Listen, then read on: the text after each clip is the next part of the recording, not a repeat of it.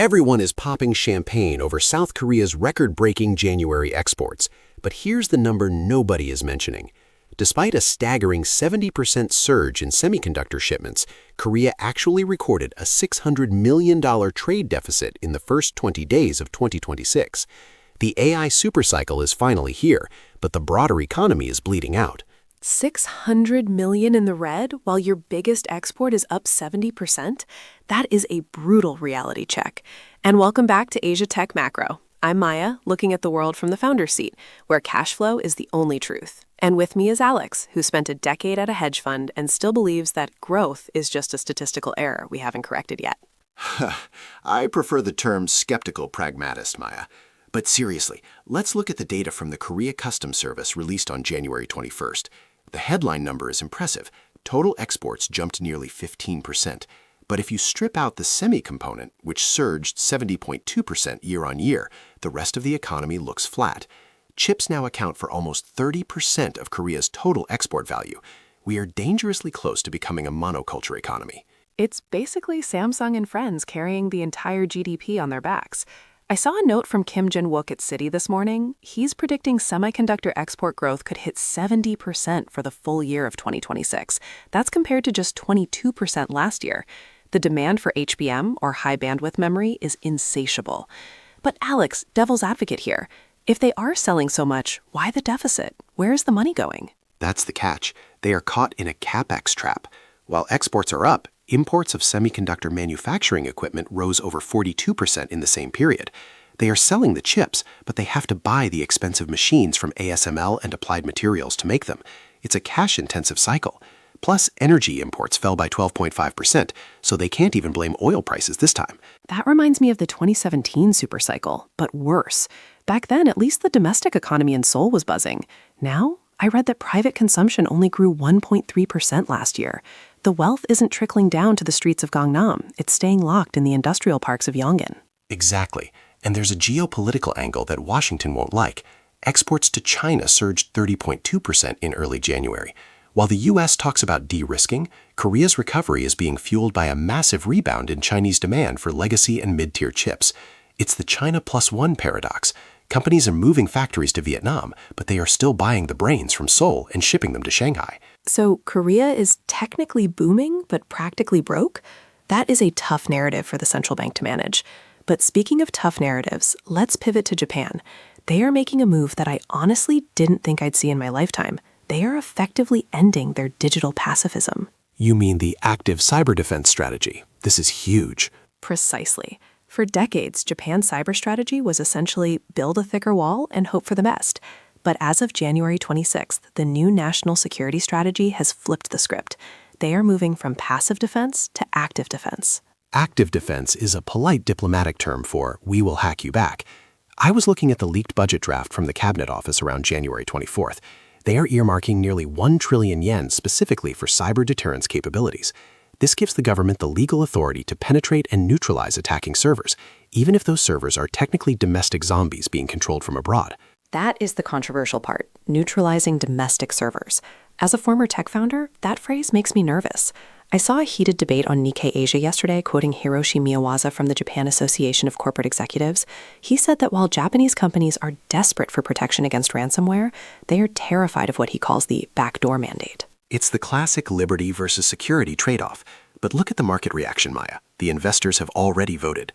Shares in Japanese cybersecurity firms like FFRI Security and Trend Micro have jumped over 15% since the announcement. The market realizes that Japan has been a soft target for too long. If you want to integrate with the U.S. defense grid, which is the whole point of this 2026 alliance upgrade, you can't have your critical infrastructure running on legacy software with no offensive capability. True. It's a forced modernization. But Alex, does this actually work, or are we just creating a digital arms race in East Asia? We are absolutely creating an arms race, but the alternative is to be a sitting duck. I saw a report from a defense analyst at Nomura saying that by 2027, every major Japanese utility and bank will be required to have government-certified cyber monitoring. That is basically a license to print money for the domestic security integrators. So the digital pacifist is dead, and the digital warrior is open for business. That is a massive shift in the region's risk profile. But while Japan is spending billions to harden its defenses, something else happened last week that proved you don't need billions to win the AI war. You're talking about the DeepSeek moment. Exactly. The GPU efficiency shock.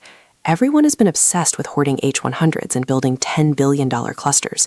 Then, out of nowhere, the DeepSeek V3 benchmarks dropped, and it turns out they matched GPT-4 level performance with a fraction of the training cost and significantly fewer GPUs. It's the Moneyball moment for AI. I saw a technical breakdown from a researcher at NUS yesterday. He pointed out that by using mixture of experts architectures and aggressive optimization, the inference cost, the cost to actually run the AI, dropped by nearly 90% compared to the standard models we were using in 2025. 90% cheaper? That completely changes the unit economics for startups in Asia. If I'm a founder in Jakarta or Bangalore, I don't need to raise $100 million for compute anymore. I can run a world-class model on a lean cluster. This democratizes the field overnight. It does, but it's bad news for the hardware bulls. I saw a very bearish note from a CLSA analyst suggesting that the efficiency gap is closing so fast that the demand for raw GPU power might peak earlier than anyone expected. If you can do more with less code, why buy more chips? That is a brutal take for Nvidia shareholders, Alex, but it makes sense. It reminds me of the 2015 cloud wars. At first, it was about who had the most servers. Then it became about who had the most efficient code. We are entering the optimization era. Exactly, and that leads us perfectly to our contrarian corner. All right, Alex, give it to us. What is the consensus truth that you are ready to dismantle today? The consensus is that data is the new oil. We've heard it ad nauseum for a decade. Every company, from banks to grocery stores, is hoarding petabytes of data, thinking it's their most valuable asset for the AI age. And you think it's not? In 2026, I think big data is actually a toxic asset. A toxic asset? Explain. Think about it. Between Japan's new active defense laws effectively opening up networks and the efficiency revolution we just discussed, having massive, messy lakes of data is a liability. It makes you a prime target for state-sponsored hackers, and it drags down your AI's efficiency. The contrarian move for 2026 is small data, high density. The winners won't be the companies with the most data, but the ones with the cleanest data that requires the least amount of energy to process and secure. So digital minimalists will outperform digital hoarders? That is going to be a tough pill for the storage industry to swallow. But looking at the cybersecurity risks we just talked about, I can see the logic. Less surface area, less risk, faster AI. Precisely. The market pays for margins, not for storage fees. Now, let's wrap this up with the action items. What should our listeners actually do on Monday morning? Action item 1, rebalance your Japan portfolio. The active cyber defense law is a multi-year tailwind. Stop just buying the trading houses and start looking for the digital shield players, the domestic cybersecurity firms that are getting the government contracts to monitor critical infrastructure. They have a guaranteed revenue stream for the next 5 years. Action item 2, if you're an angel investor or VC looking at AI startups in Asia, stop asking about their training scale. Start asking about their inference efficiency.